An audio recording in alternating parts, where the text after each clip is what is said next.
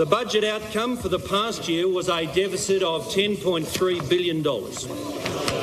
If we took no corrective measures, it would be $9.6 billion this year. We would still have an underlying deficit, 2% of GDP, even though the economy has had 5 years of growth. Debt would be increasing and Australia would be dangerously exposed to the shifts in the international outlook or sentiment. In periods of growth, we must put away savings for the downturns. But far from saving, the previous government kept ratcheting up our debts, spending money it didn't have. Our predecessors had Australia on a path of deficit and debt to the next century. Make no mistake, this path would only make future choices harder and future possibilities bleaker. Our government could not stand back and ignore the problem. Although we did not create it, we will take the responsibility to fix it. In March 1996, our country set out on a new journey. That was 2 years ago. This coming year is the third year of the journey, the finish of the first leg. We will finish the first leg in good shape. We have achieved our goal. Our budget is now in surplus. We are back in the black. We are back on track. On 1 July, we introduced a new tax system, one of the largest structural changes to the Australian economy, probably the largest since the Second World War. It reforms income tax, indirect tax, family assistance, business tax, and Commonwealth state financial relations. Every dollar raised by goods and services tax is paid to the state and territory governments. 10 years ago, the Australian government carried net debt of $96 billion. By 30 June next year, we will have reduced that net debt by $90 billion. We are paying off Labor's debt, and soon we can begin saving. Saving for the future, saving for the ageing of the population, saving the opportunities of future generations. Mr. Speaker, we have now eliminated the $96 billion of net debt that Labor left the Australian government when it left office. Our budget is in surplus for the 9th time in 10 years, a forecast surplus in 2006-07 of $10.8 billion. We have established a future fund which has begun to save for the future. And with these savings, the next generation will be able to meet the challenges of their time.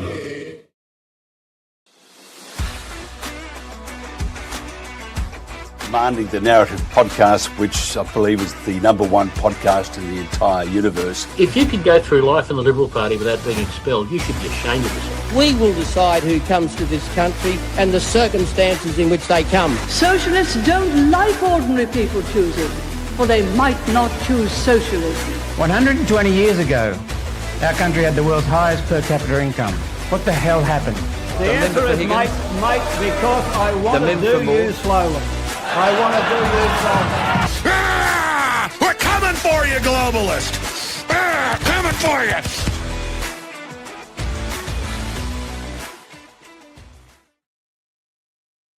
G'day everyone, welcome back to another episode of Commanding the Narrative. My name is Stephen Tripp, and thank you to everyone who is watching this, whenever you are watching this. And if you are watching this live, I'm by myself tonight and I want to hear from you. So you can contribute in the chat, you can ask a question or make a statement, have a conversation with me as we go along tonight. And if you are really feeling up to it, you can hit that link to StreamYard. I want to talk to you tonight. We're going to be talking about the economy and going back 20 years and talking about what was then and what is now. It's not a good story, unfortunately, but we can also deviate if you guys want to call in, and we can talk about anything. You can ask me anything, you can discuss anything.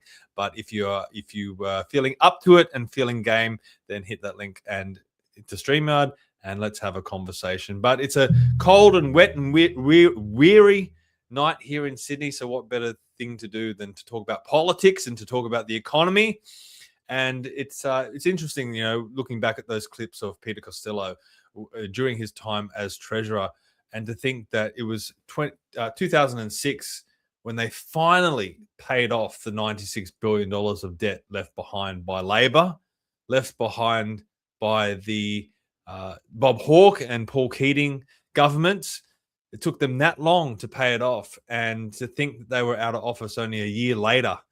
If they had won that election against Kevin Rudd and Julia Gillard, just imagine where this country would be right now if Peter Costello had continued as treasurer, or maybe even had continued as prime minister. We would have been in a lot better position. They were starting to put money away, starting to build the pie. We would have been really the envy of the world. We were already the envy of the world with the economy. And just imagine what would happen if they had continued. But they didn't. And we got Rudd, Gillard, and then we got Turnbull, and then we got Abbott and Morrison, and now we're stuck with Jim Chalmers and Anthony Albanese. It's not a good outlook, but well, let's talk about it tonight. It's going to be a good discussion. I've only done a few of these by myself, but a lot of people really reacted positively to the last one, so I thought might as well give it another go. I've been extremely busy of late. I worked 12 nights in a row recently. That's why I couldn't even find an hour to do the podcast last week. I was meant to do this podcast last week, but I've had to postpone it to this week because I've just been totally flat out. I don't like skipping weeks. I like to be consistent, but here we are. Sometimes life gets in the way. So already got some comments coming in. Dilemma says 96 billion seems like such small potatoes now, and that's true. That really is true, and that's showcases the crisis that we're in economically, that we're over $1 trillion in debt now, and it's only going up and up and up. Who's going to come along and pay that debt off? We don't have any assets to sell anymore, so it's going to be a monumental task for the future generations of Australia. They're going to be the ones burdened with it. So it's a big job ahead of us. The first thing that we need to do, in my opinion, is get rid of this Albanese government, kick them to the curb, and let's get some fiscal responsibility back into our government. But let's kick things off like we always do. And the best place to go if you want to follow Commanding the Narrative is by heading to commandingthenarrative.com. And you'll see all the previous podcasts that I've done up there, just like the one that I did 2 weeks ago now with Richard Storch, Sam Buno, and Adam Zara talking about the rise of One Nation and whether or not Pauline Hanson potentially could be a prime minister one day. It was a very good discussion. I always like listening back to those episodes and having a discussion there. And also the one before that we did with Mark Neugebauer talking about all things Christian values, which was a good one as well. So check those out. Also, a few of the other episodes that I've done recently are also up on the website. Also, some articles like the one that we're going to be talking about tonight, From Surplus to $1 Trillion Debt, Australia's Economic Reputation Squandered. That is up on the Light Australia newspaper, the front page of the Light Australia newspaper, but it is also on commandingthenarrative.com. The edition up on commandingthenarrative.com is longer than the one in the Light, a few more details in there, and also links if you want to check out the links, which I'll be bringing up tonight as well. And if you want to, fact check me and try to work out if this economic, reputation that's been squandered is actually true, you can find all that at commandingthenarrative.com. You can also find who's on the podcast this week or what's happening on the podcast this week by heading to the website. All that information is up there. I also want to let you know as well, I've been talking recently or the last few weeks about this Central Coast dinner dance. Well, that's been cancelled. Apparently, they couldn't get enough tickets to justify it. So, unfortunately, that event has been cancelled. So, you will not see me there. You will not see anyone else there. And if you have purchased a ticket, I have been told that they will be refunded. And if you haven't been refunded your ticket, reach out to me. I'll try and chase it up. I didn't have any part in organising the event, but I guess I have been promoting it. And as I said, it has been cancelled, unfortunately. Now, if you want to contribute to Commanding the Narrative, help us out, it would be much appreciated. You can head to Buy Me a Coffee. Helps to pay for the stream, helps to pay for the website, also helps to pay for the new Commanding the Narrative studio that's being built at the moment, which hopefully will allow us to do more panel discussions. You can do all that at Buy Me a Coffee, just like Jody did this week. Jody bought 3 coffees for Commanding the Narrative. So thank you very much, Jody. That is much appreciated. It helps in a big, big way. Also, I want to let you know, as I always do, about Australians for Better Government. please head to the website australiansforbetter.com. Surely all of you know about Australians for Better government now.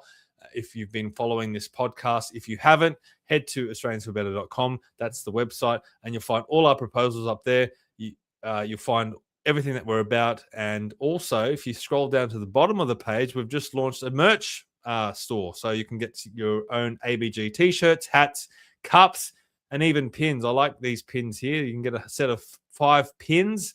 Get the two ABG ones. There's one that says Proud Aussie, one that says Protect Free Speech, and also one that says Enshrine Our Freedoms, which are values that Australians for Better government stands for and advocates for. So you can buy those pins and wear them around. You'll find all that at australiansforbetter.com.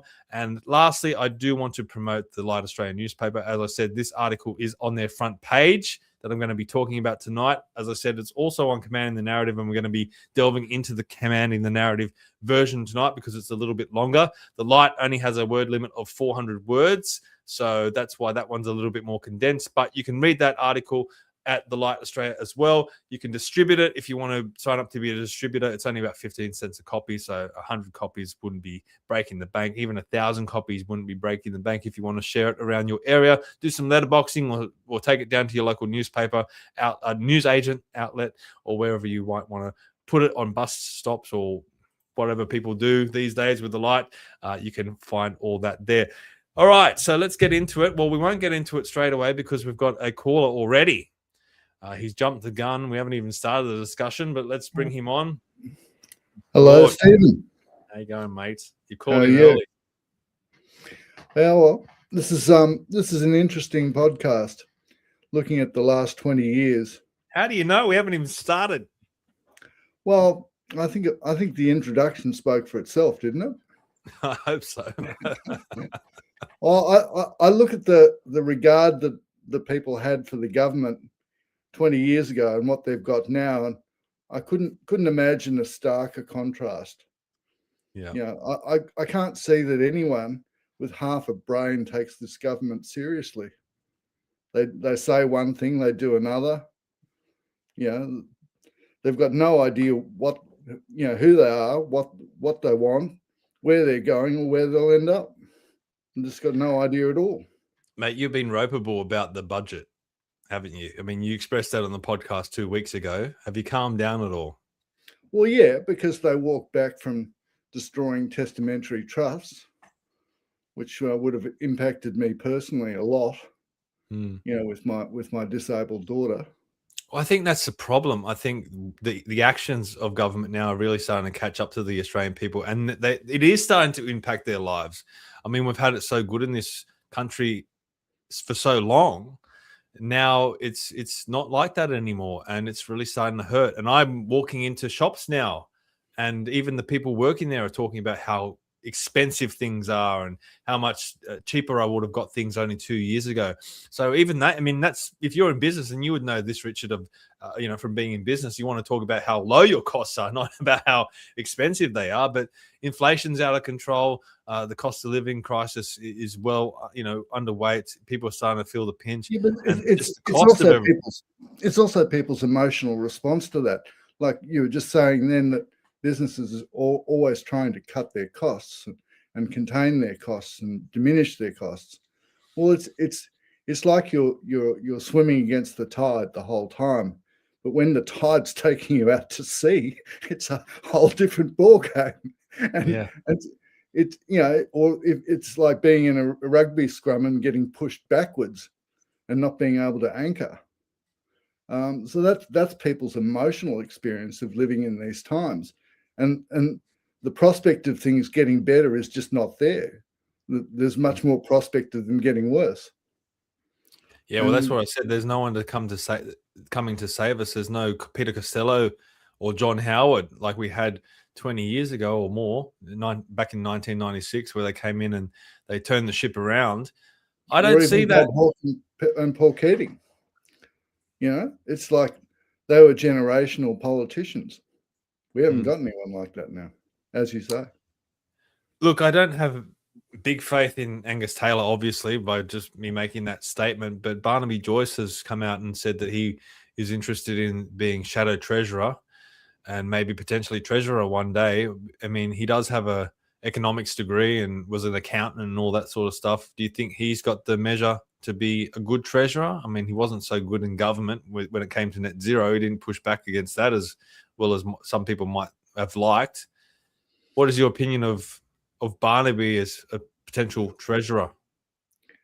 I think the most important thing about a treasurer is they've got to be able to illustrate and articulate a vision for the country. And I do think he's capable of that. But he's only one man. It's like you need at least a great leader, a great treasurer, and a great finance minister to run a country. And I don't know where those other two people are going to come from. But and also the other thing is that he's got to be able to deal with Treasury. And at the moment, we've got a treasurer who has so little idea of what's involved in his job that he can't deal with the Treasury at all. He just takes instructions from them basically because he doesn't understand it or he doesn't want to challenge them or whatever the reason is. But you've got a whole group of very otherworldly people in Treasury directing the country. Richard, God forbid we get another 3 years after the next election of Jim Chalmers as treasurer. But going back, I mean, we don't want to worry too much about the future because it's looking pretty grim. But going back to 2006, 20 years ago, when we did have that debt-free day and Peter Costello did set up the Future Fund and was putting money away, where did we go wrong? Because we've had both Labor and Liberal governments, Liberal and national governments, and they were in power for 9 years of that 20. So it's not like it's just been Labor taking the ship down. What happened? What happened to the thinking of politicians? What happened to the ideology of politicians and also the bureaucracy?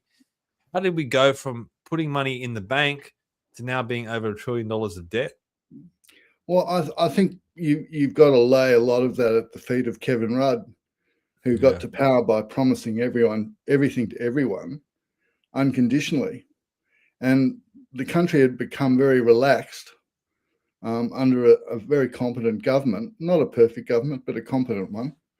And Kevin Rudd just came along and said, well, we can do that. And it's not that hard and we can be nicer about it. And, everything will be just beautiful. And it was the con man's proposal. Just trust me and give me your money and everything will be beautiful. And that was how it was. I think that's a good comment. I mean, Rudd really, I was surprised at the time. I knew he was going to be bad. Like, I was a very staunch John Howard supporter, Peter Costello supporter. Obviously, I still am now. Not quite so much Howard, but the rate at which Rudd damaged the economy surprised me even back then.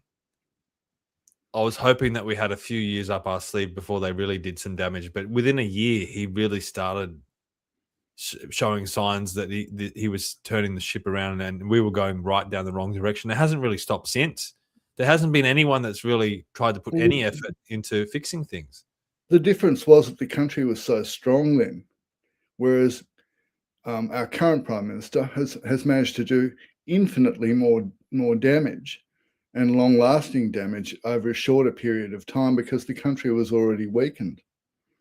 I think that there's no comparison with the damage that Rudd did compared to the damage that Albanese has done. There's no comparison at all. Yeah. Well, I think we've been burdened with some very bad prime ministers since Howard. I think some of the worst prime ministers we've had have been in the last 20 years. Oh, definitely. Yeah. I'd rate Albanese, Rudd and Turnbull to be three all-time worst prime ministers ever, and I think they've really earned that mantle. And I think, you know what I mean? It's even close. Considering that they have been so bad, you would hope that we are at the bottom of the barrel, and the only way is up from here. Do you think if we did get a competent prime minister, a competent treasurer, a competent finance minister, and a good government in power, that we could turn things around quickly, or is $1 trillion of debt just a mountain too tall to climb? Well, I think first of all, the prospects of that happening are very remote, regardless of who gets elected in 2027. I just think that no one that's in government will have much of a chance to make very many decisions, good, bad, or indifferent. So we're going to go through this sort of period of paralysis, and it's hard to see that sort of ending anytime soon, because I think that it would be very difficult for any government to actually illustrate the sort of challenges that we actually face. Meanwhile, we've got things like an AI revolution, which the Greens are madly trying to stop cold by looking at how much energy it'll consume and how much water it'll consume.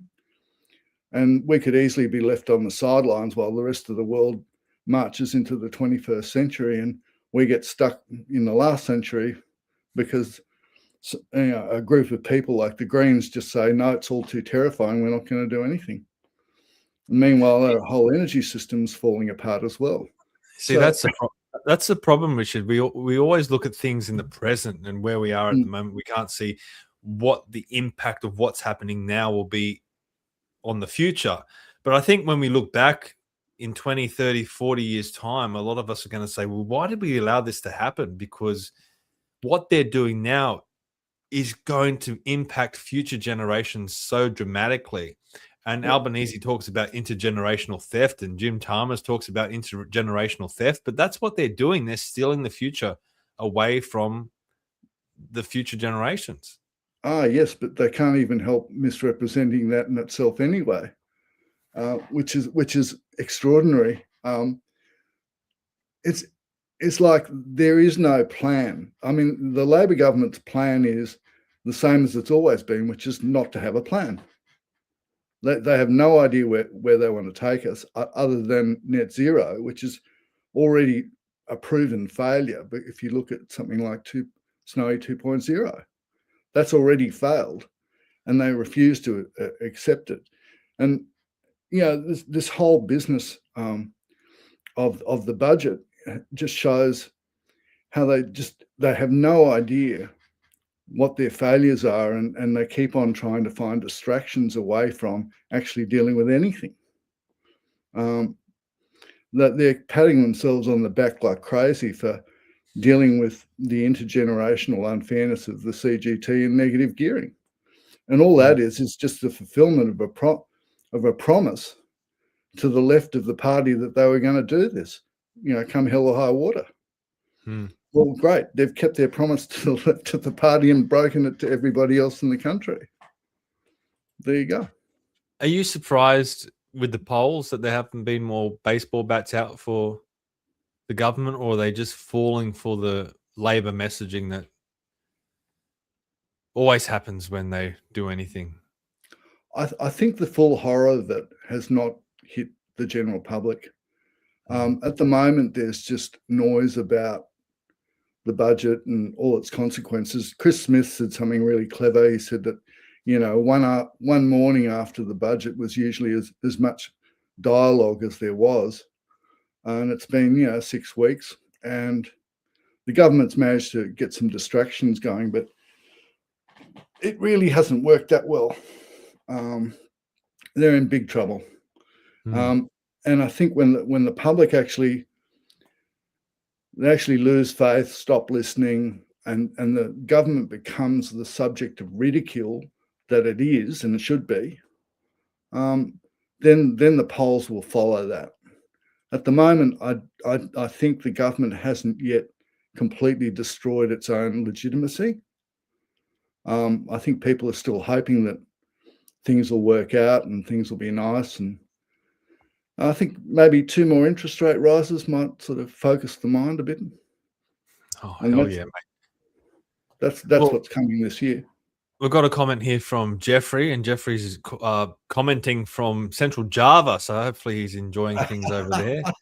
But Jeffrey says, why should I pay capital gains tax when I've already paid tax on the money I used to buy it? And I'm going to be talking about that hopefully a bit later because that's impacted me this year as well. As you know, Richard, I'm got hit with a huge capital gains tax bill, which is not much fun, but he makes a good point. I mean, you are the libertarian in the room at the moment. Why should we be taxed on money we've already paid tax on? Well, I can tell you this is a legal matter because I'm, of course, in relationship with a well-known counsellor, and she assures me that in the Constitution, double taxation is illegal. So there you go. And the government keeps on doing illegal things. Unfortunately, we don't have a Governor General with balls enough to sack the Prime Minister for doing so, but that's another story, really, isn't it? ABG's working on that one, mate. But, mate, thanks for calling in. Hopefully you've enjoyed it, and hopefully people have found your comments insightful. Have you got across the message that you wanted to convey? Is there anything that you want to a message that you want to part with before I let you go? Yeah, I think that the polls have been read a little bit wrong. One Nation seems to have broken through in South Australia, like they have in Queensland. And if you look at the actual numbers, the vote in South Australia is the same as in Queensland, and the vote keeps on changing in Victoria. So I would expect there'll be a renewal of their momentum, perhaps on a lower trajectory than it's been, but they will keep going. Anyway, thank you for having me. Pleasure. Thank you for calling in. And hopefully you enjoy the rest of the show. We haven't even started yet. I feel like the bell hasn't even rung yet. And we've already had a run in. Have we? It's good wrestling to finish off on. All right. Thank you, Richard. We'll see you soon. Bye. Okay, everyone. Well, we've got a comment here from David. I like this comment. Infrastructure that generated wealth for the country was sold, and we haven't taxed business correctly. So governments are now relying on income taxes and foreign money to keep the lights on. If we want it fixed, we need to build infrastructure. Well, I work in construction. I work in infrastructure, and I agree with that. The problem is whenever we elect Labor governments, they don't want to build infrastructure for some reason. It happened when we had a Labor state government in New South Wales last time. There were no construction jobs happening. The Liberals came in, the Nationals came in, and we got the WestConnex and the Sydney Metro and a few projects, the Parramatta Light Rail. You can complain about those projects. You can love them, whatever it might be, but at least things were getting built and people were getting employed. For some reason, Labor doesn't like infrastructure projects. They tend to, and from what I've been told, they like building houses, although on skyrise, mind you, not much of that has been happening because apparently that's where the unions are the strongest. The unions, believe it or not, and I can attest to this because I've never seen any union people on construction jobs. They're not very strong here in New South Wales in civil construction. So maybe that's the reason why you don't get infrastructure projects, big infrastructure projects from Labor. They tend to pack up shop, which is unfortunate because infrastructure does bring a lot of boost to local businesses and people working on those projects, but also supplying materials, supplying asphalt for road projects, drainage for all projects. All projects have drainage.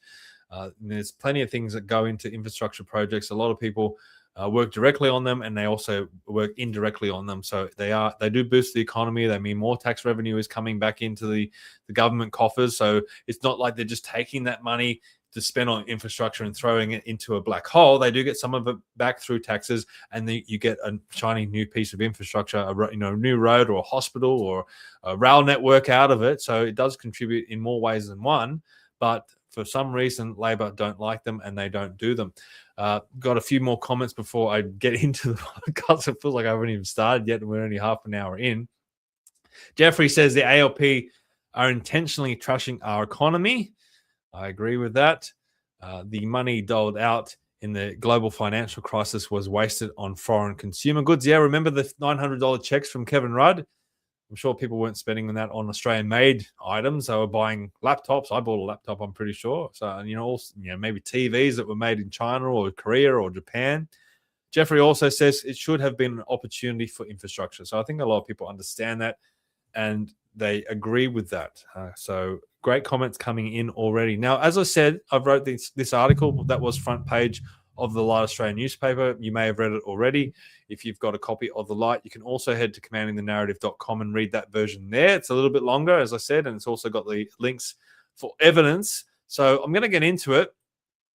And here's the article. Now, when Peter Costello's time as Treasurer ended in 2007, Australia stood as an economic outlier after inheriting a $96 billion net debt black hole from Labor in 1996.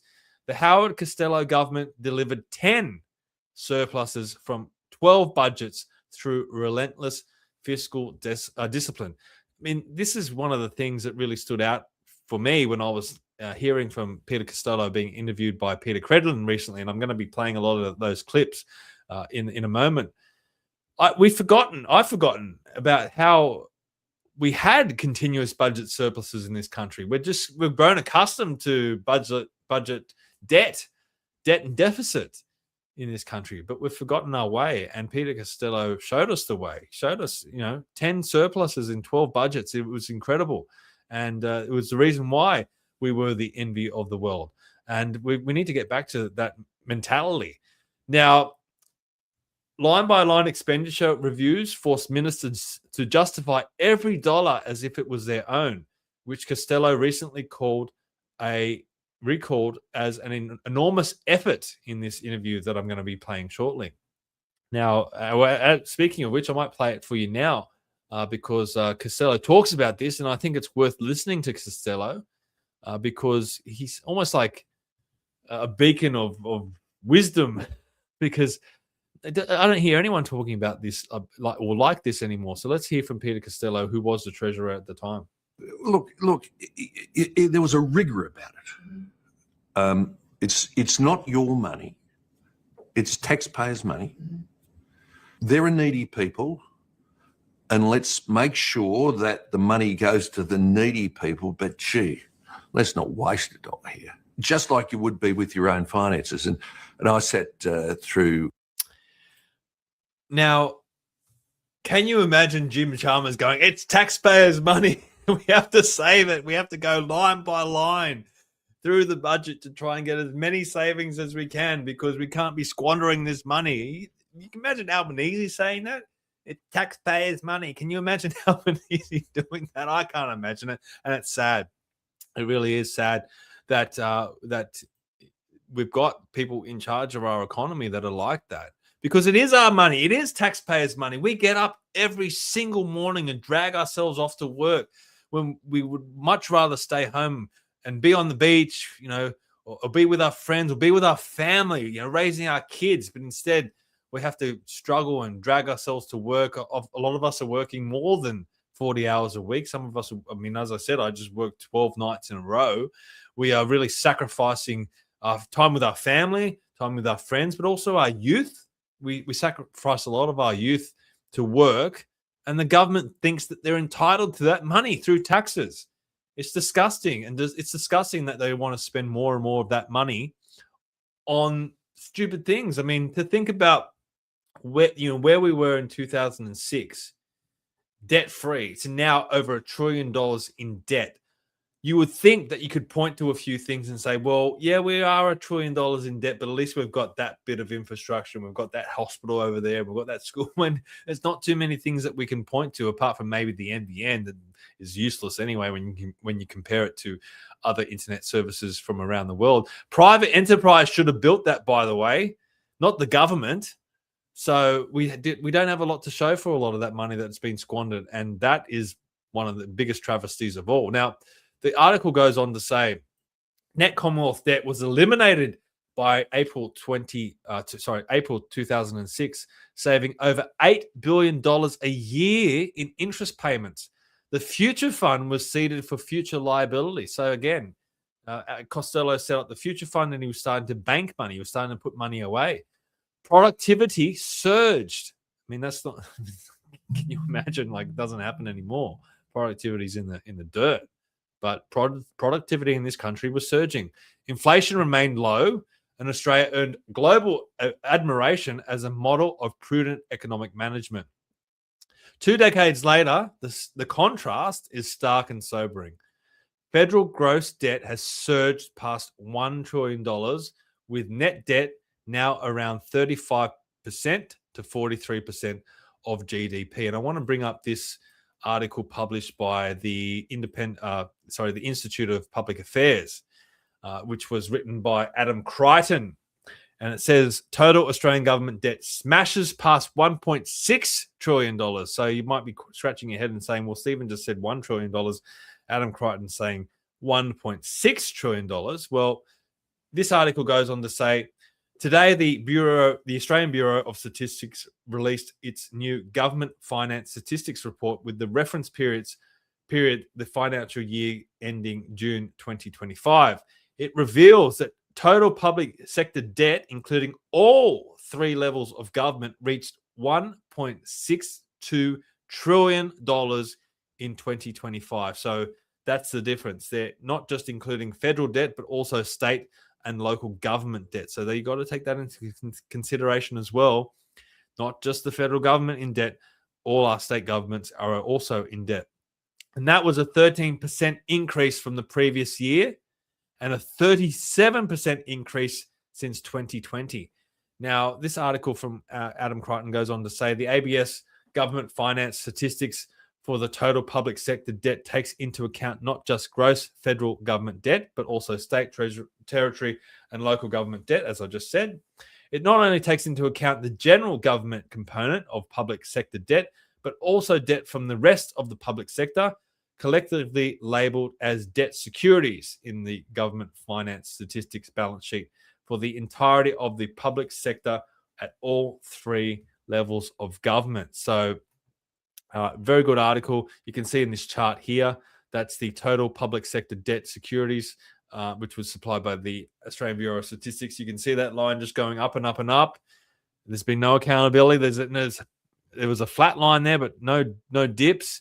So we are spending ourselves into oblivion in this country, and it doesn't seem like anyone is going to be turning it around anytime soon. So, when you do consider all 3 levels of government, things are looking even worse. $1.6 trillion of debt. I mean, I don't know who's going to start paying that off. Richard Storch is in the chat. He says the incentive for enterprise has been reduced. However, it is being destroyed rapidly. Yes, it is. And Richard also says stop state government borrowing except from the Commonwealth, then quarantine state debt and force repayment with a debt levy on all adult citizens. There's also another article that I want to bring up. This was actually from the Parliamentary Budget Office. This was the 2025-26 National Fiscal Outlook. And I want to scroll down here. So this is what it talks about when I mentioned the percentage of GDP. National net debt is forecast to steadily increase over the forward estimates from 34.8% of GDP, which is just over $1 billion in 2025-26, to 37.9% of GDP, which is $1.257 billion in 28-29. Public debt interest payments are forecast to increase, reflecting higher debt levels, tight monetary policy settings, and global market conditions. So the statistics everywhere showing that we are in a world of pain, and it's not looking good. So continuing with the article, Australia entered the 2008 global financial crisis with one of the lowest debt levels in the OECD. And I remember the global financial crisis. I remember saying, well, why is Rudd doing all these stimulus payments? I don't think this global financial crisis is going to affect or impact Australia like it is impacting the rest of the world. We are in a strong economic position. And I would have loved and been very interested to see how Peter Costello would have handled that period. I think he would have handled that period a lot better. And we wouldn't have been getting $900 stimulus checks in the mail, I can tell you that. Yet over the past decade, its debt growth rate, and that's the Australian government, now ranks among the steepest. So we've gone from being the economic golden child, the golden-haired child of the world, to now being one that's seeing debt grow still more steeper than any other country. Revenue is at record highs, but expenditure has grown faster, outpacing inflation and population growth. Successive governments, Labor and the coalition alike, have embraced persistent deficits, stimulus, off-budget spending like the NBN and Snowy Hydro 2. I mean, we just heard that the Snowy Hydro 2 is expected to be $42 billion and increasing because it's not even finished yet. That's all off-budget stuff, which is crazy. And that's all creative accounting. So the government has to hide behind creative accounting these days to hide the state of the economy instead of talking about what it actually is. Like Costello did. He would sing the praises of the economy because it was going in the right direction. We had plenty of stuff to crow about and to be excited about and be proud of, but not anymore. Now they need creative accounting to hide the state that the economy actually is in. And again, not picking on Labor because the coalition were just as bad. Peer nations tell a different story. Sweden and Denmark have stabilized or reduced their debt burden since COVID, with Australia's continuing to climb. Australia's per capita debt load has more than doubled in the past decade. Government has swollen to its largest share of the economy since World War II, while alarmingly, productivity has stalled and a growing share of Australians rely heavily on government payments and services. So let's unpack that a little bit when I talk about that figure. So let's look at this article here. This is from ABC. It says government spending is creeping up and threatening Australia's low debt status. Now, this is from February. Now, if we, where was that when before? So if we look at this part here, and the new analysis by the E61 Institute shows that combined federal, state, and territory government gross debt as a share of the economy will in 2028 reach levels not seen since World War II. Though Australia's indebtedness is still at the bottom half of advanced economies with no risk of an imminent debt crisis, E61 Chief Executive Michael Brennan said nearly 2 decades of deficits were eroding the nation's financial health. Without tax reform, spending restraint will be needed to avoid burdening future generations with a fragile, inequitable, and inefficient Australian economy. Now, let's read that again because we've just talked about Costello and how rosy things were back then. Fast forward 20 years, and this man, Michael Brennan, is saying, and I think quite rightly, that we are burdening future generations with a fragile, inequitable, and inefficient Australian economy. And so this is the situation that we're in. This is how bad it's gotten. And it's only going to get worse, as I spoke with Richard. I mean, there's no one coming to save us, it seems. And Jim Chalmers definitely isn't up to the task. Anthony Albanese certainly isn't up to the task. And we are in a situation where we've got an economy that's fragile, inequitable, and inefficient. I mean, I don't think too many people could argue with that, and it's quite scary. So another, so just to go back to the World War II comment. I mean, we were in war, but one of the largest global conflicts of all time. We were on a war footing, so you would think that the government would be large. You need people to manage the joint while a lot of people are overseas fighting the war. That's what we've got now. And a big reason for that is because the government, sneakily, is trying to keep the unemployment rate low by just hiring people in the government. So we're just seeing this ballooning public sector. And are they really working hard? I'm sure there's a lot of people in the public service that work hard and really strive to benefit the country and really take pride in what they do. But I'm sure there's a lot of people there going, well, look, I'm working for the government now. I can't get sacked. I don't really have to show any productivity. I can go on long lunches. I can go, I basically don't have to do anything. And that's why often when you call these government departments, they act like, oh, they get really frustrated when you ask them a question, when you ask them to do something, because they're so used to doing nothing. And that's a lot of the people being paid to do that, and it's really burdening us with more and more debt. I mean, that money's got to go out, and the government's not going to stop. They're going to keep hiring people. Richard says it's the so-called care economy. So back to the article, I go on to say the human cost is unmistakable. A full-time minimum wage earner can afford just 0.5% of available rental properties. And that comes to this report that was put out by Anglicare Australia. This was their 2026 rental affordability snapshot. And it says Anglicare Australia has warned that the housing crisis could become a permanent feature of the system. As our recent rental affordability snapshot shows, people on the lowest incomes have no access to the private rental market.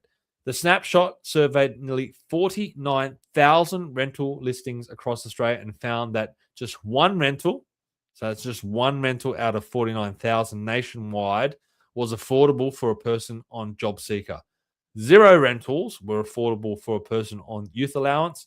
Just 0.2% of rentals were affordable for a single person on the age pension. A full-time minimum wage worker could afford just 0.5% of listings. And even a couple with two minimum wage incomes could afford only 14.8% of rentals. And that's a big reason why I've got a lot of people house sharing. I mean, for me, it's incredible to think that people live with strangers. I mean, I've never got my head around that. Fortunately, I never had to do that. I did have to rent with friends, but people were actually, they rent rooms off of total strangers. And, a lot of the time people say it is a positive thing. They get on. Sometimes they don't. Puts a lot of stress on people. It's a big burden on people. I'm sure a lot of people would love to live in their own property or their own home, or strive for that, have that ambition to get their own home. But a lot of people are having to do that house share because they just can't pay the rent. And it's been like that for a long time. It was like that when I was growing up 15 years ago, 20 years ago. So it's not going to get better. And as Anglicare Australia says, it could become a permanent feature of our system. And is that really the Australia that we wanted or want? The Australian dream was meant to be owning a home, but people can't even afford rent now. How are they ever going to afford a home? And Chris Minns, the New South Wales Labor Premier, is always talking about building housing. Well, where is it? Where is it? You're not doing it, mate. And neither is Albanese, and it's just not getting done. And they keep bringing people into the country, and this problem is only going to get worse and worse and worse. Now, it's not just rental properties. As I say in the article, electricity prices have spiked 37% in the 12 months to February 2026 after rebates ended. 37%. So I'll bring up this from the... Nope, hold on one sec. I just lost my screen there for a second. I'll bring up this information from the Australian Bureau of Statistics. And if we scroll down... It says electricity costs rose 37%, which is incredible. It's an incredible figure. In the 12 months to February, and that's 2026, the year that we're currently in, up from 32.2% in January. The increase in electricity costs over the year is mostly related to households using up the extended Commonwealth Energy Bill relief fund. So that was the relief that we're getting from government. That's ended. And various state government rebates. The higher increase in the year to February compared to January reflects the ending of the EBRF rebate. So yes, you can argue, okay, the rebates came off. That was why you got the spike in electricity prices, but also goes to show what the electricity prices would have been without the rebates. Of course, the government doesn't have any money of its own, so that rebates was taxpayers' money. They're taking it off you to give it back to you. And it's also taking it off you to give it back to people that are not working as well, because everyone got that rebate. So further evidence that government really doesn't know what they're doing when it comes to building an economy and keeping an economy strong. So we're not only dealing with high rental prices and high inflation, but we're also dealing with high electricity prices that are really going off the chart. Now, when it comes to housing, Richard says the problem is demand, not supply, which I agree with. That is true. So why would you keep bringing more and more people into the country? I'm not opposed to immigration, but it needs to be controlled, and it's not being controlled at the moment. Now, I go on to say that headline CPI inflation sits at 4.6%. in the year to March 2026, well above the long-term 2.5% average. So again, inflation's high. And again, we go back to the Bureau of Statistics, and it says right here, CPI rose 4.6% in the year to March 2026. So yes, inflation is rising. As a result of that, interest rates will be also rising. A lot of people have big mortgages, so any increase to the interest rates is going to impact them and probably burden them with higher repayments. But this figure, 4.6%, I don't think it reflects the true rate of inflation. I mean, just think about going to get a meal somewhere. Like you go to an Indian restaurant. I used to be able to get a meal for about $13 10 years ago. Now it's like $25. So it's almost doubled. And that's inflation. That is inflation. That's not 4.6%. That's a doubling of just meals, just getting food. Think about when you go down to the grocery store. Just think about how much groceries are now, how much petrol is now. It's not an increase of 4.6%. It is a stark increase. Inflation is really going berserk. And what's fueling it? Government spending. They keep spending, and there's more money in the economy, and that's pushing up inflation. That pushes up interest rates. It pushes up the cost of living, and it's the big reason why we are in the mess that we're in. And I'm going to keep coming back to the government spending because I think it's the sole reason why the economy is so bad. Richard says rent is not counted in inflation. Well, there you go. There you go. And yeah, we also know how much rents have increased, and they will only increase more when you take into account that the government has now scrapped negative gearing and has also taken away the 50% discount for capital gains tax. So landowners will be forced. They might not want to, but they'll be forced to push those costs on to renters. So where has the government really helped? David says $300 billion printed in COVID too, which was the result of the coalition government, believe it or not. But yes, they did push the economy into more and more debt. Now, real disposable household incomes have suffered the steepest decline in the developed world, according to the OECD. Now, if we come to this website, which is Macro Business, very good website if you're interested in the Australian economy. Leith Van Onselen is the man behind it and behind this article. And it says the extraordinary collapse of Australian real incomes. And you can see on that chart, Australia is represented there in the blue, and we are really declining. And while everyone is recovering from COVID, Canada, USA, UK, the rest of the OECD, they're all recovering from COVID. We haven't. We have been going down, and we haven't been recovering at all. Now, if we scroll down to this chart, real household disposable income per capita, you can see that's where the decline is. That steep decline at the end there from 2023. That's the steepest decline of any country in the OECD. So again, further evidence, and I don't think anyone else needs to know how bad the economy is. We're all feeling how bad the economy is, but that's it represented in a chart and real-time data that this website puts in very good charts and puts in a very short and punchy way of getting it across. So I do like this website, macrobusiness.com.au. I do encourage you to go there. This chart here shows real wages in Australia. And again, they've declined. I mean, wages need to move. People need to get paid more just to keep up with the inflation. And what's that going to do? Probably going to drive inflation even more. So we are in a tremendous amount of hurt. Now,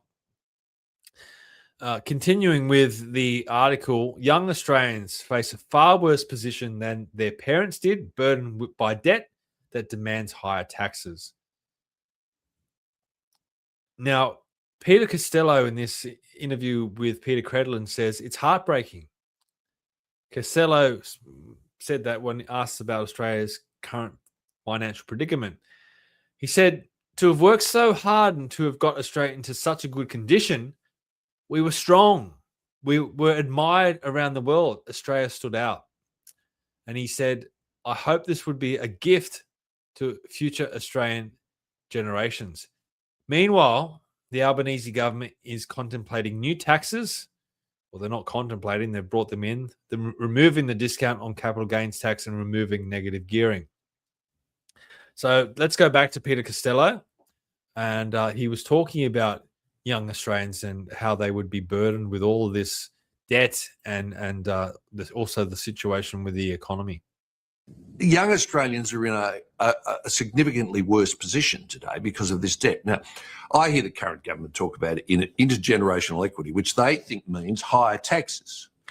I started talking about intergenerational equity 20 years ago, and it was all about restricting your spending so you didn't need higher taxes. That's what they should have been doing. Exactly. We're copying it. The taxpayers of Australia are copying it because government can't get their spending under control. But they wouldn't have to tax us if they could get their spending under control. They should be lowering taxes. And that was that's all I remember from the Howard and Costello years. They were always looking to lower taxes. They were always trying to bring that down. And remember, they were paying off the debt as they went along. And as I said, they got to that debt-free day in 2006. Only a year later, they were out of office. Just imagine if they had been able to continue. Imagine if Costello had been Prime Minister for the next 10 years. Imagine where our taxes would have been then. He would have just kept lowering them and lowering them and lowering them. And that's what we should be doing in this country. We shouldn't be paying the amount of tax that we pay. It's ridiculous. It's ridiculous that you are taxed almost 50% of your income. And as I said before, people are getting up at the crack of dawn. I mean, if aliens were hovering over this planet and watching us, they go, this species is incredible. They get up at the crack of dawn. They go off to work. They try and build the economy. Really what they're doing is providing for their families and providing for themselves. And the government just takes half of it. Well, it takes a big chunk of it. And then they take GST, and then they take stamp duty, and then they take payroll tax, and then they take, a plethora. They tax your super. They take your capital gains. They give you nothing back. They just give it to foreign aid and the public service and all this rubbish. And the Australian people are killing themselves, working, and the government's not working for them. So, in a sobering analysis, Costello reflected on the contrast of Australia's fiscal position over the last 20 years by saying, we lost our way. We lost the sense that we could do this. We lost the sense we could be special. We lost the sense that we were prepared to work to make this country better. In conclusion, he said, we have wonderful natural endowments. We could recover it, but gee, we've got to change direction. And we do have to change direction. Now, that was the article. So it is sobering. It is a stark comparison to where we are now compared to where we were when Costello was treasurer. But what I want to talk about now is solutions. It's no good just talking about what's gone wrong. We know what's gone wrong. We've had bad government. But now we want to talk about solution. How do we fix the situation that we're in? And hopefully the Australian people fix the situation, not the politicians, because as Richard said before, and as I agree, it doesn't seem like there's anyone coming to save us this time. We don't have a Peter Costello or John Howard sitting there that have the political fortitude to really want to get this country on the right track. I remember Peter Costello saying that he thought they might be voted out in their first term of government because he was trying to repair the budget so drastically. And he said the only thing that kept him comfortable in doing that was the thought that he was doing something good for the nation. And he was, and he did. A couple of comments. Richard saying, the idiot Green Australia Institute keeps crapping on about how Australia should have a sovereign wealth fund. In fact, a government needs to control its spending to have one. Well, yeah, that's right. I mean, we can't have a wealth fund if we've got no money, if we're in debt. Rhonda says they can't get their spending under control. They are so addicted to our money, spending like drunken sailors. Yes, Rhonda, they're spending our money, taxpayers' money. It's criminal. I think it's criminal. It really is. So let's get on to solutions. Now, what have I got here? Now, firstly, I don't have all the solutions, but let's start the discussion because there's a lot of people out there that listen to this podcast and elsewhere that do have the solutions. Let's bring them all together. And I brought some of them together. The first one is stop spending, reduce the debt and stop spending. And Peter Costello says that very, very well. Let's bring him up again. He's almost, as I said, he's like the beacon of wisdom, Peter Costello. So let's see what he has to say. In fact, what happened is the year after we left, they started borrowing again and been borrowing ever since. And rather than this being a gift to generations of future Australians, we've now borrowed $1 trillion, $1,000 billion. It's an albatross. We're celebrating debt-free day with a debt of $1,000 billion, $1 trillion. That's where we've gone over the last 20 years. And the thing about it is this: it's making the future for young Australians harder. And it is. It's making the future for young Australians harder. It's already hard as it is for the people now. I mean, it's tough out there. It really is tough. And I think looking at all the markers, we are headed for an economic brick wall. So it's only going to get harder, and that's really going to wake people up. But if we're going to think about solutions, what's the first solution? Stop government spending. We have to do exactly what Peter Costello did, go line by line through the budget, reduce the spending, get the budget under control, and start paying off the debt. And that is not going to solve all our problems, but it's going to go a long way to getting this country back on track. The next thing I've got is to promote and enable small business. Now, small business is the engine of the economy. The middle class is also the engine of the economy. But when do we hear politicians talking about small business anymore? It's the only thing John Howard used to talk about. He used to always talk about the economy and two, small business, because they go hand in hand. What has the government done in recent years to help small business?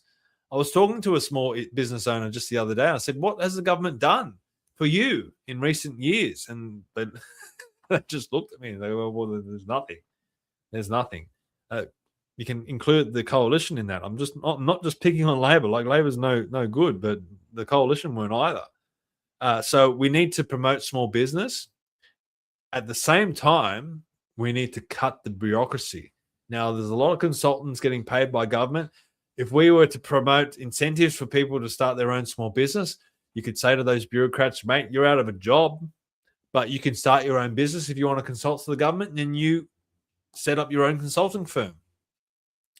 Why should government keep inflating the bureaucracy when these bureaucrats can go start their own business? And if they were to start their own business, I can bet you they would be working a hell of a lot harder, because their employment is not locked in now. Because when you work for government, you feel like, oh, well, I mean, they can't get rid of me now. I don't have to work. But when you're working small business, when you've got your own business and you've started a small business, you really have to work, and you have to really put your heart and soul into setting up that business and working hard. So I think that would be more of an incentive than the government employing people. And that's the problem. The government at the moment has this socialist mentality where they think that everything should be under the umbrella of government. No, we need to move back to the free market. And part of that is by strengthening small business. And there's not many politicians out there at the moment that are promoting small business. One of them, I do want to tip my hat to him. I mean, this is not the greatest thing. I think payroll tax should be abolished.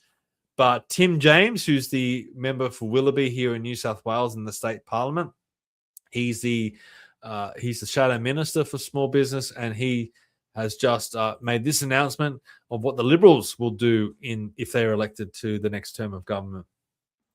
Small and family businesses are the heartbeat of our communities and the engine room of our economy. It's so important to back small business to grow our economy, our lifestyle and opportunities across New South Wales. So today I'm very positive and pleased that reforms announced by Kelly Sloan in the budget in reply speech will ensure New South Wales has the most positive payroll tax arrangements in Australia. 3 reforms proposed today. 1, to lift the threshold for payroll tax from 1.2 to 1.5 million.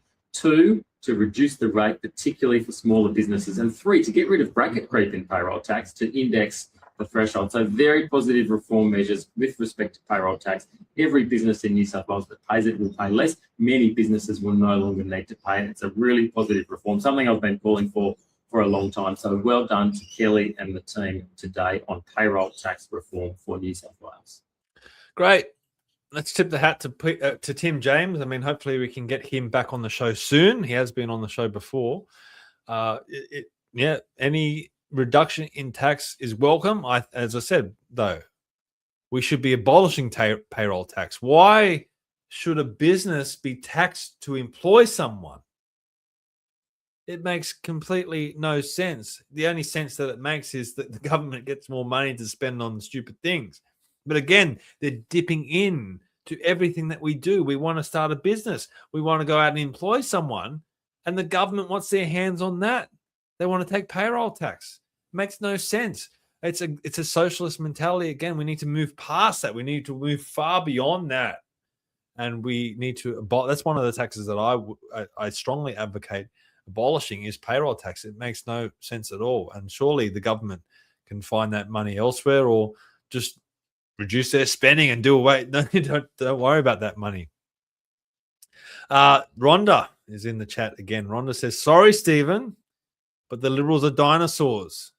The only way forward for Australia is one nation. I'm not even listening to Tim. It's the same old, same old. Okay. Well, at least Tim James is out there advocating for the right policies. I know Tim James not well, but enough to know that he's one of the good Liberals, and that I do want to highlight that. There are still good Liberals there, but not enough, and they're definitely not controlling the Liberal Party. I'm a former One Nation candidate. A lot of people are putting pressure on me or asking me to go back to One Nation. It's something that I'm contending with. I don't know if One Nation would have me back, by the way. So hopefully One Nation can get into government. It looks like with the polling, they may have that opportunity, and hopefully there are people there that can turn the ship around, but they're untested at the moment. And they do need to attract a lot of talent, which apparently they are. I would love to get in there and be able to contribute in some way. That's a big decision for me going forward. But look, I don't think you can just write off the Liberals by saying that they're dinosaurs. If there are good Liberals there, and if they are currently in Parliament, then we do need to support them, and we need to build them up and encourage them. We can't just say, hey, we're not listening to you anymore, Tim James. You can put out all the policies that you want, but we're not listening anymore when they're trying to do something good. Let's support them when they do something good. When they don't do what they say, or when they do something that we disagree with, then we can pile on.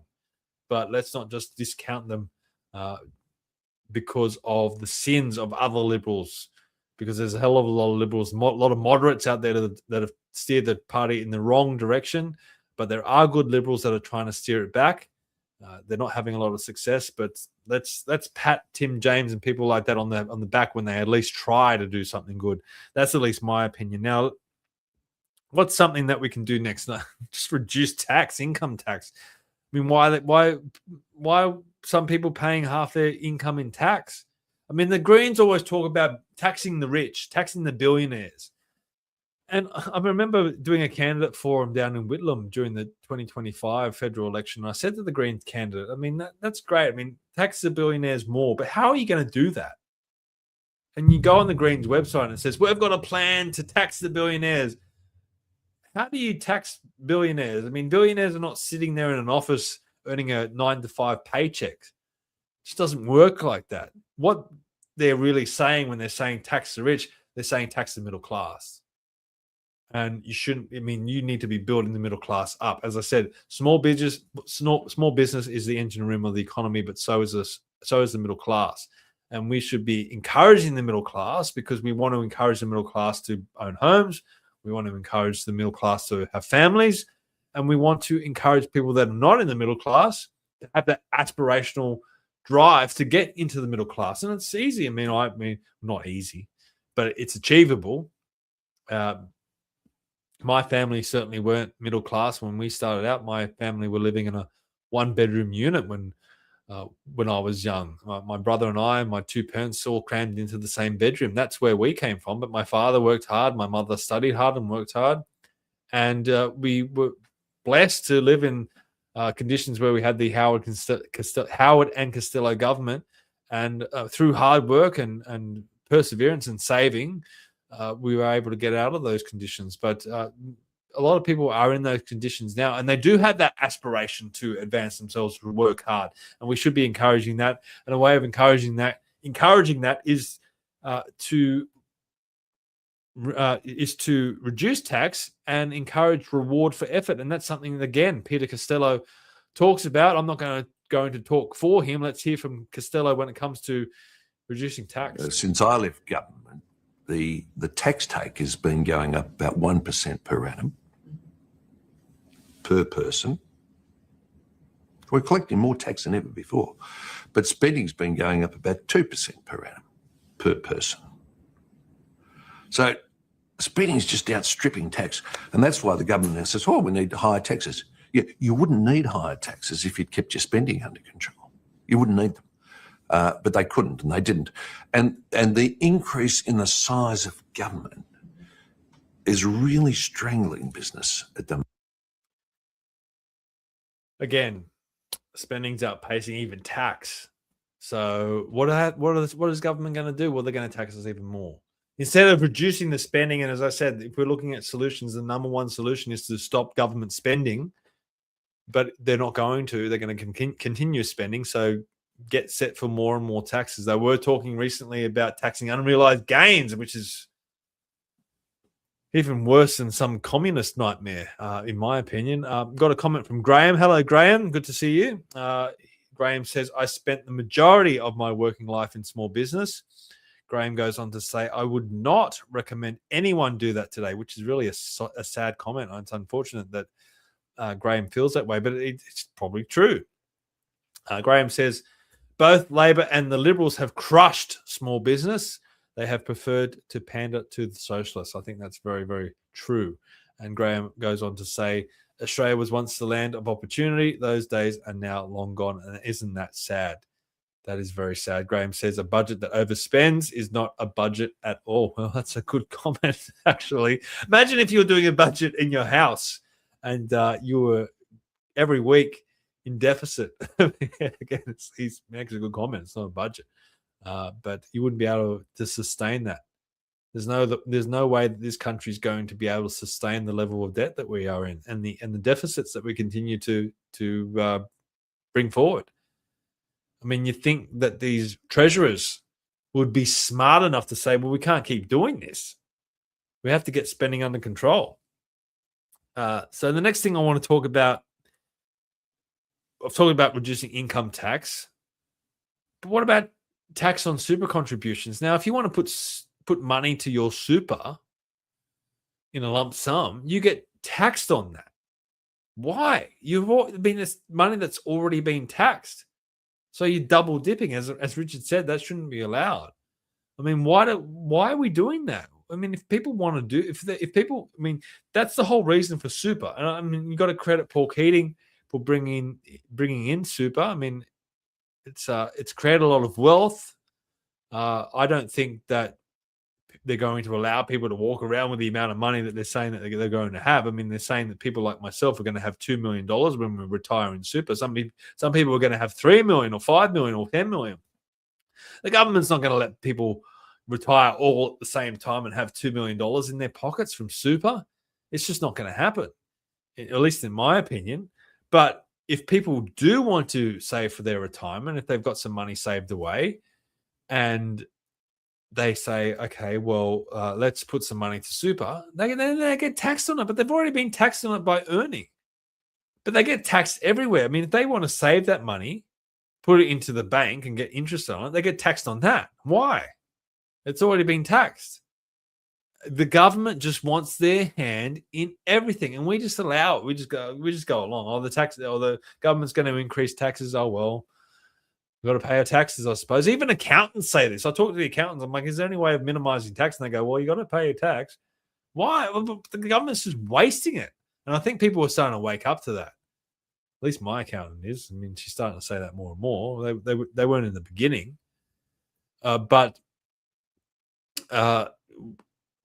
we need to really point out that we need some serious tax reform in this country. And the main focus of that reform should be minimizing tax and reducing tax.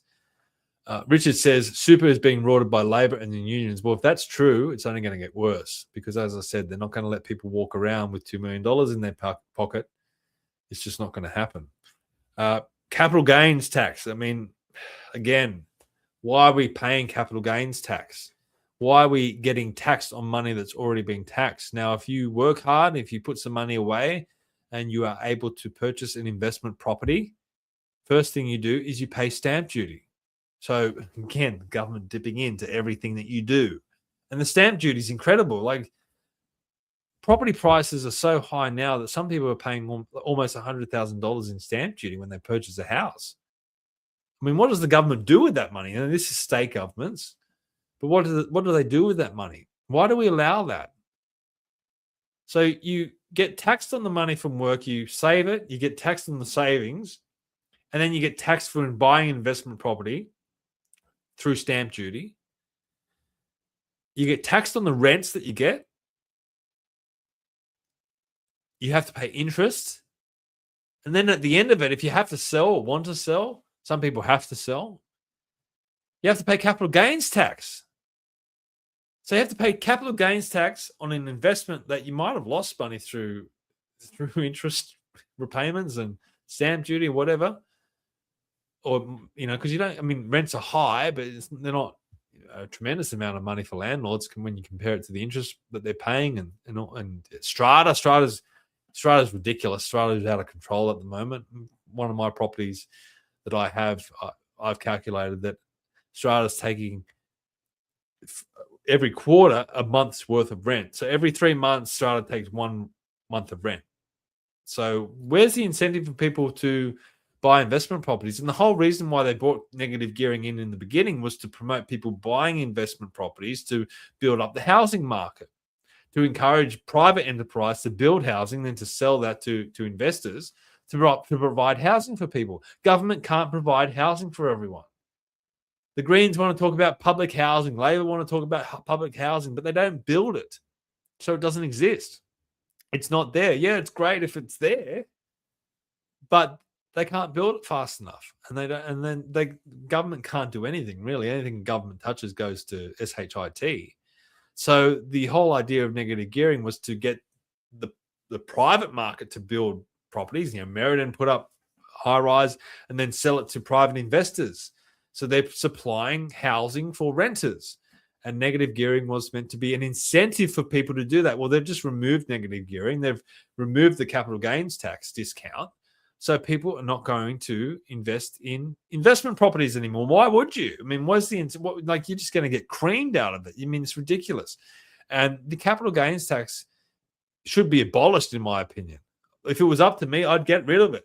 You shouldn't be taxed on aspiration. So that's my opinion, and we should be encouraging people. But yeah, again, government with this socialist mentality just want to dip in to every single thing that you do at such a high rate. Australia cops the highest capital gains tax rate in the world, which is ridiculous. Now, a whole bunch of comments have come in while I've been ranting. Jeffrey says we need a personal sovereign wealth consideration. Graham says Australians were sold the idea of superannuation. The pitch at the time was that super funds would be tax-free. They lied. Richard says super is taxed at 17.5% when inherited. They just want to tax everything. Christopher says we need waste reform. Richard says wait until government puts the family home into the pension asset test. So yes, that's the next thing they'll come after, residential property. Some people say it will never happen, but don't put it past government because, again, they keep spending and they're going to have to pay off the debt somehow. And it's through taxation. It's the only lever that they have. Graham says Canberra has been milking the taxpayer for decades, all because the boffins are addicted to ever-increasing spending. Bang. He's hit the nail on the head with that comment. Thank you, Graham. Now, a solution, and a lot of the minor parties promote this. One Nation, Joe Rennick's party, the Libertarians, a whole host of them. I think Family First has the same policy. Income splitting. So let's think about this. What is income splitting? So currently, the tax situation is if you had a father that was earning, say, $150,000, $200,000, $250,000, and his wife was pregnant and had a baby, and she was off work, and raising that child, then that man would get taxed at his individual rate of tax. So at $250,000, he's in a top tax bracket. Now, he's getting taxed a lot of money while also having to support a family, support his wife, support his child, maybe multiple children, possibly paying a mortgage or rent. Why is he getting taxed as an individual when he's got all those dependencies? So income splitting would take that into account. And I think a lot of people would say, well, this is a no-brainer. Why don't the government do this? Again, they're addicted to spending and they're addicted to taxation, so they don't want to do this. But if they were to do income splitting, then that family would get taxed as a whole. So that $250,000 or $200,000 or $150,000 that man is now earning, or woman, if the roles were reversed, but oftentimes they're not, then the whole household would get taxed. So that tax would be split, so income splitting. So the amount of tax that you would pay would be far, far less, and that money could be put to keeping your wife at home to raise the child, which I think we should be encouraging. I think women are going back to work far too early. I think it's very important for a mother to stay home and raise the children. If you think that's a sexist comment or a misogynist comment, well, that's something that's been drummed into me for my wife. So she's a big advocate for the mother to stay at home and raise the kids, and I've seen the results of that. I think definitely for at least the first 2 years, the mother should stay at home and raise the kids, and some research indicates that it should be the first 3 years. So government should be promoting that. Government should be encouraging people to have families. Government should be saying, okay, well, if a family wants to go buy a home, there should be tax incentives to do that, not more tax. So income splitting is a good policy. I thoroughly support income splitting. I hope that the Liberal Party will get behind this. I even hope that the Labor Party would get behind this. If Labor truly are for working families, it would be a no-brainer that they would advocate for income splitting. And bet your bottom dollar, if they ever get into opposition, I bet you they will, but they won't bring it in. So that's what we have to put up with the major parties. David says, 100% mum's looking after kids. It's the best for children. I don't think anyone would disagree with that. But of course, with that socialist mentality, they want the state raising kids, not the family. Now, the other thing, interest rates. Interest rates continue to climb. It's the result of inflation because the Reserve Bank use interest rates as the lever to try and get inflation under control. Now, that hurts homeowners, it hurts investors, but not everyone out there is a homeowner or an investor. A lot of people that are retirees have money in savings accounts. They're going to be earning more money from their interest that's going to get taxed, but they do have more money to spend. So how's that going to bring inflation down? So there has to be another way. And funnily enough, I played this clip on the podcast before. It's actually Andrew Charlton who's proposing a solution. He says he doesn't necessarily agree with it, but he's a Labor member of Parliament. He's the member for Parramatta. As Richard Storch has talked about on the podcast before, he's a professor of economics. He was an advisor to Kevin Rudd, which might be saying something. But let's hear from Andrew Charlton about different ways on how we could bring down inflation using mechanisms other than raising interest rates. And there are two proposals out there. I don't necessarily agree with these proposals, but I think they're interesting. One proposal is to use the GST. I agree too. So instead of when we need to slow down the economy, instead of the Reserve Bank hiking interest rates, they might, which only affects borrowers, they lift the GST a little bit, which affects everyone. When the economy needs to be sped up, they reduce the GST. That's one idea. Yep. Another idea is the superannuation guarantee. We all pay superannuation, 10, 11% of our income goes in superannuation. Another proposal has been, instead of using the interest rate as the brake and the accelerator, you use the level of superannuation. So when we need to slow down the economy, everybody pays 12, 13, 13.5%. Takes money out of the economy. One of the things I like about that is people don't lose that money. At the moment, when interest rates go up, you're just writing a bigger check to the bank and you never see that money again. Doing it through the superannuation guarantee means that, yes, we will be taking money out of the economy when it's going too fast. You have to do that. Then you're not losing that. You're just saving more for your retirement. Okay, so those solutions are out there. I mean, they're out there by people in Parliament, Labor people that are in Parliament.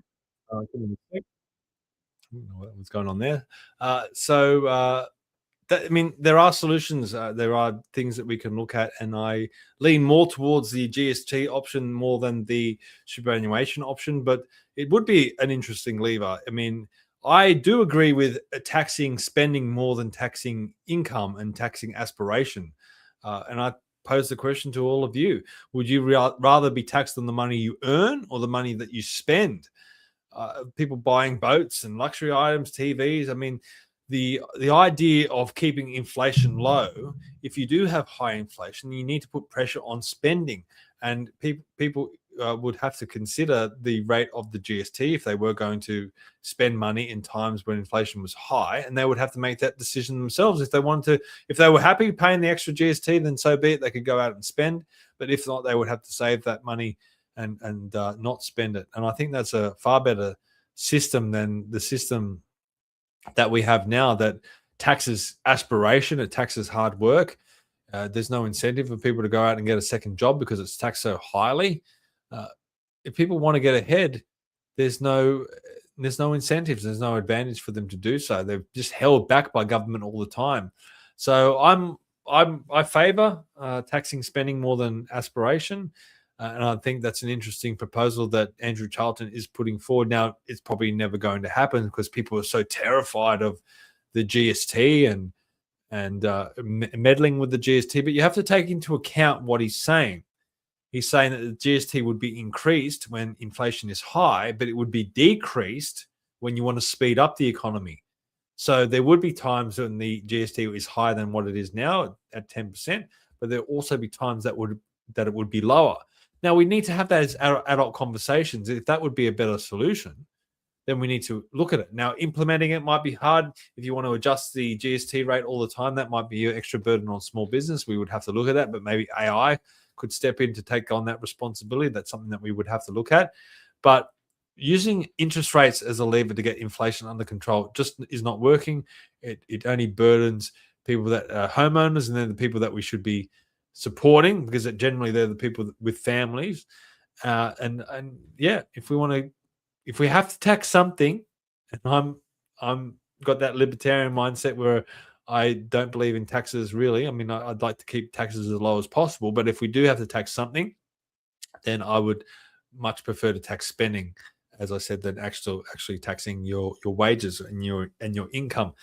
Another thing that I would advocate for taxing higher is multinational corporations. Now, a lot of multinational corporations that operate in this country take their profits offshore and thus do not pay tax. And we see that with the big companies like Google and Facebook. They take their profits offshore, but also the big mining companies. Liquefied natural gas is a good example. I think Qatar is the second. Qatar is the second highest exporter of liquefied natural gas in the world, and they make billions of dollars, tens of billions of dollars in revenue from that. We are the highest exporter, and we only make some millions, tens of millions out of it instead of billions. Why? Because those companies, those multinational companies that are taking our liquefied natural gas out of the ground, are taking their profits and moving it offshore and thus not paying tax. So we need to look at that. Instead of taxing their profits, we should be taxing what they actually dig out of the ground. And look at multinational corporations. Why are we burdening the whole taxation system on workers and everyday Australians when we could be looking at multinational corporations that are making money here, from the money that we have here in this country, and not try and recoup some of that through tax. So look, if we do have to tax something, I think that's definitely something that we should be looking at. And there is a lot of movement around that. I mean, pundit politics and different things out there are looking at that at the moment. I think we should be taking everything into account, because, as I said, the burden needs to come off the shoulders of everyday Australians when it comes to taxation. Few other comments. Richard says, I've got a better idea, Andy, and I think he's referring to Andrew Charlton there. Instead of taking money from the taxpayers, how about government defers or reduces provisional tax? Rhonda says, maybe. I'm still on the fence, but definitely won't be voting for them ever again. Richard says, that's called international tax treaties. You are dead wrong. I know Richard disagrees with that, with his libertarian mindset.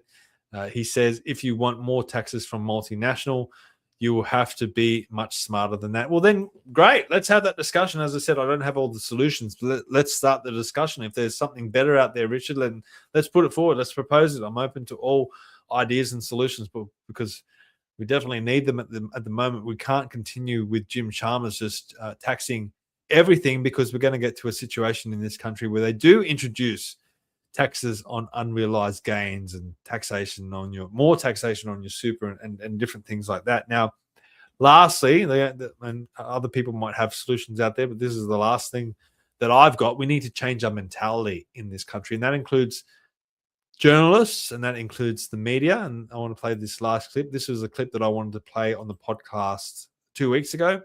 Unfortunately, we were having a bit of a feedback or an echo, so I didn't play it, but I'll play it for you now so we can discuss it. From Sky News next. Tom, thank you. Senator Hanson, thank you for your address. We've heard a bit about your plans for the public broadcasters today. You say SBS will be gone, the ABC moving to a subscription model. That would give you an annual budget in the realm of $1 to $1.5 billion. So how would you spend that money? Oh, golly, where do I start? There's a hell of a lot to be done. If you look at, my speech focused on the homeless, the people out there that are living in poverty. We have to bring down prices. We really do. It's to ensure those people look after these centres like Salvos and the other ones, Red Shield, and these ones to be able to provide for families out there that are really struggling, doing it tough. Ensure that kids going to school have a pair of shoes, have a uniform. It's just trying to help out the cost of living till we can pull back on the budget and, have more money there. These are things to cut back the budget. So you'd link those to funding from the ABC going into homelessness support? That's one area that I would like to help Australians, that we can. We've got $1 trillion debt. I've also got to look at pulling down that debt. We're spending about $50 billion a year. Can you imagine where we can spend that $50 billion a year in hospitals and schools? I've even got people out, wanting beds in hospitals around the country. We can't even get doctors out there. I've got a program that I'm looking at them. Okay, so I wanted to play that clip to its end because Pauline Hanson gets there eventually, but her answer immediately, and this was a Sky News journalist asking this question about where would the money go from abolishing the ABC and the SBS? The answer that Pauline should have given back straight away. And it's not easy when you're on the spot with questions. You don't always answer them as quickly as you would like, or give the answer that you would like to. You don't are able to deliver that as quickly as you would like in the heat of the moment. So you need to take that in consideration. But Pauline Hanson's answer should have immediately been, no, we don't spend it on anything else. If we're going to abolish the ABC and the SBS and get $1 billion from that, that goes back to paying off the debt. And it's sad to see that our journalists are asking questions like that, because it shows their mentality. They have no concern for the debt levels in this country. They have no concern with the level of government spending. They should be putting pressure on the government to rein in their spending and to bring spending down. But you can see that's the clear evidence. And there were other questions like that. There was another question about the Aboriginal industry. Where would that money go if you didn't direct it to the Aboriginal people? Again, showcasing the mentality of the journalists that they just think, well, if you take money from here, you can just put it over there. No, we need to pay off the debt. First, we need to stop spending, and then we need to address the debt. So my last solution is to change the mentality, particularly from the media, because they should be putting pressure on the politicians to start reducing spending. All right, so that's pretty much it for me. Hopefully you've enjoyed going through this. It's not the best of topics because we really are in dire straits economically, and I think it's only going to get worse. I hope it does get better, but I think it really will get worse. And as I said, at multiple times throughout the podcast tonight. I don't think there's anyone coming to save us, unfortunately. But to finish up with some comments, Graham says, ideally, there would be a yearly tax summit, the majority being ordinary working Australians, 10 tradies, 10 small business operators, 10 engineers, 10 fly-in, fly-out workers, and 0 government workers. So that would be a good idea. I agree, Graham, and it is the intention of Australians for Better Government to hold an economic and tax forum very, very soon. So, stay tuned for some more information about that, because we really need to start talking about taxation. It needs to start coming from the Australian people, not the politicians. Now, Jeffrey says, reducing government is the fast track to reducing the tax burden. We have 55% of people directly or indirectly leeching from our tax system. That's correct. And as I said, the government is using that to keep unemployment low because it is such an election issue, the unemployment rate, and they are doing so by just hiring more people. And where do they get the money to hire those people? They take it from us, the taxpayers, the people that are out there actually producing wealth and producing an income. And again, the government just wants to take pieces out of everything that you do. David says, this is where One Nation fall over, cutting and redistributing. I think he's got a bit of a typo there. I think that says redistributing funds to other places isn't exactly saving money. Rennick's approach proposes a system that will raise additional domestic capital to fund infrastructure. The money saved needs to go towards the debt. So there are people out there that are proposing ideas.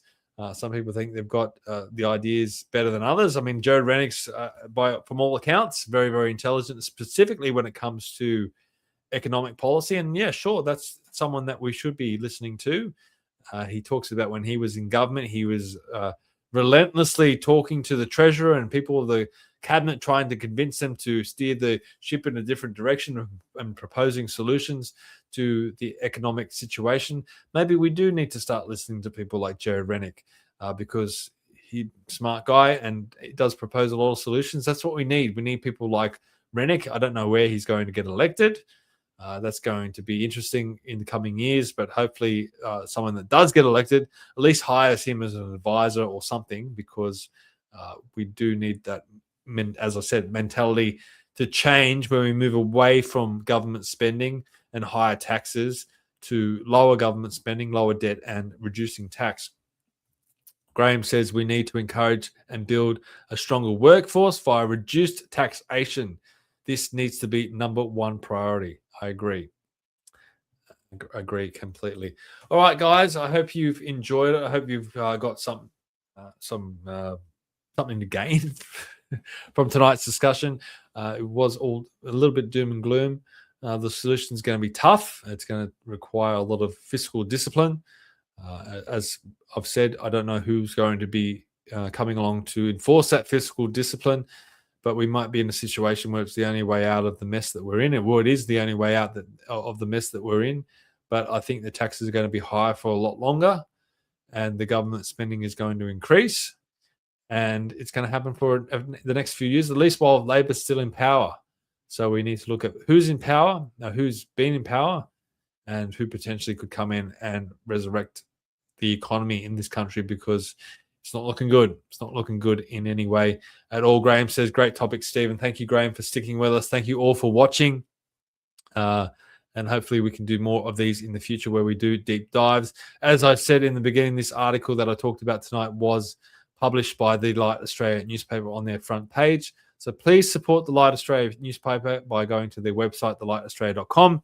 Sign up to be a distributor and get this paper out there to people so everyone can read. It's much appreciated. And while you're at it, if you want to read the article in more detail and also fact check me by going on all the links, you can head to commandingthenarrative.com. And if you come down to latest articles, you'll find it there at the number one position, From Surplus to $1 Trillion Debt, Australia's Economic Reputation Squandered. And you can read that article in which I've gone through tonight. You can also read all the articles that I write up at commandingthenarrative.com, and I hopefully will be coming up with more and more as the weeks progress ahead. If you have enjoyed this, please give us a like. It helps with the analytics. It also helps if you comment, and also helps if you subscribe to us, whether you're on YouTube, Facebook, Rumble, Spotify. Our Spotify audience is growing. We don't go live to Spotify, but people listen to it in the car when they're going to work or whatever it might be afterwards. Thank you, everyone who is following us on Spotify. And also, you can support us by heading to Buy Me a Coffee as well. It helps me. It helps to pay for the website. It helps to pay for the big costs that are coming in with the studio. Hopefully, we can launch that very, very soon. I got the electrician, hopefully, fingers crossed, coming on Tuesday to hook it all up. He was meant to come on Friday. But now he's saying Tuesday, so we'll see what happens there, and we can get the new studio up and running, and we can do more panel discussions and hopefully get a few more politicians on to discuss all of this stuff and start focusing on reforms that we can make to our economy, reforms that we can make to our taxation system, and also providing solutions on how we turn this big ship around, because we are on the wrong track. But thank you all for sticking with me tonight. Much appreciated, and we'll see you next time. Bye-bye.